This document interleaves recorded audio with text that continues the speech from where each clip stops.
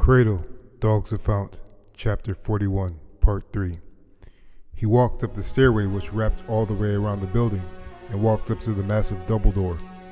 There was a smaller door cut into the 6-meter-high one, and he opened it and walked into the foyer of the sanctuary. There were pews spanning about 10 rows up to the altar, with the cross hung behind the choir steps and podium. Arturo saw the stained glass windows with biblical stories portrayed in them, and tables in the foyer with luxurious purple cloths draped over them. It was peaceful. He saw a road leading further into the building on the left side of the sanctuary, and thought he'd probably find Mr. Gentry up that way. Just then he saw an older man in a brown robe emerge from that hallway on the left, and they met eyes, and the man smiled. Arturo walked to greet him. Arturo wasn't necessarily tall, but he had an obvious taller stature compared to this man. They stopped in front of each other, politely. "Hello, Father. You wouldn't happen to be Mr. Gentry, would you?" Arturo asked. "The diplomat's friend," Gentry answered. "I wouldn't say friend," Arturo said and smiled. "If you fight for the righteous, you are," Gentry explained. "Come, follow me to the library, sir." They walked up into the hallway and made their way midway down, and the father entered a door on the left with a few creaks and cracks. Inside was an elaborate library with shelves packed with ancient-looking leather-bound books of black, green, and red primarily. They were on the thick wood tables with squat legs spanning from wall to wall with a lamp or two on all of them. "Have a seat," Gentry instructed. He went to the shelf behind the ones in front. Lost from sight for a moment as the general sat in one of the pleasantly cushioned wooden chairs, Gentry came back with a slightly thinner book in a green covering. He sat. "Our friend said you might want to know about the prophecy," Mr. Gentry said, and with the sun on the window shining off the dark brown skin of his cheek. "I think that's what I came for," Arturo answered. The priest slowly opened the book and took a breath. He began to read. Colton Williams awoke in a bed at the hospital with the memory or vision of 2 cities after the plague had emptied most of the world. One had relative peace and wealth flowing with food and fresh water and medical wonders that could save lives of millions. The other were more technologically enhanced people that fought vandals and wild animals in their cities for survival, and millions lacked the right to speak with their mouths. "Sound familiar, General?" the priest asked. "Yes, it does." The general was getting goosebumps. He could feel his heart ready to start fluttering. "How is this connected to the Bible?" Colton Williams is considered a prophet because he was a normal sinner who died from the dissolve but arose after flatlining for 7 minutes, and he spewed the visions he saw and confessed his sins and served God until he died. It wasn't until a couple hundred years ago did we get the chance to verify his visions.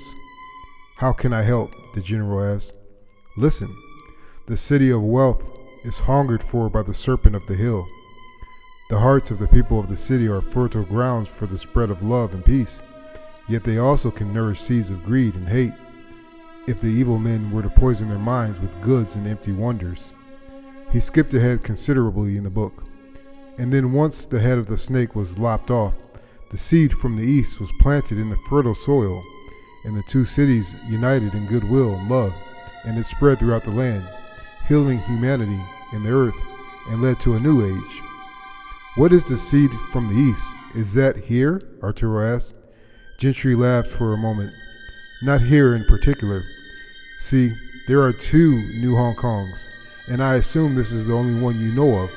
But to the north, in the desert, there's a place also called New Hong Kong, where the word of faith is a lifestyle, and they are practicing the laws of the Spirit in order to live up to the prophecy as the seed in the east. This place you see here, though beautiful, has lost its way a long, long time ago."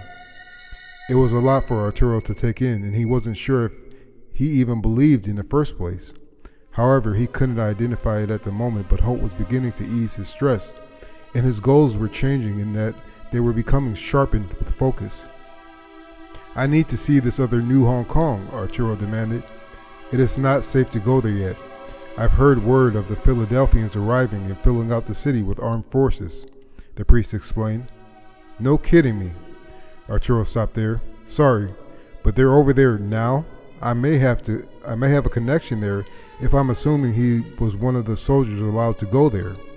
I am not one to command anyone, let alone a general, but you already are being watched, and to go over there now could lead to ciphers to smite them caught unawares.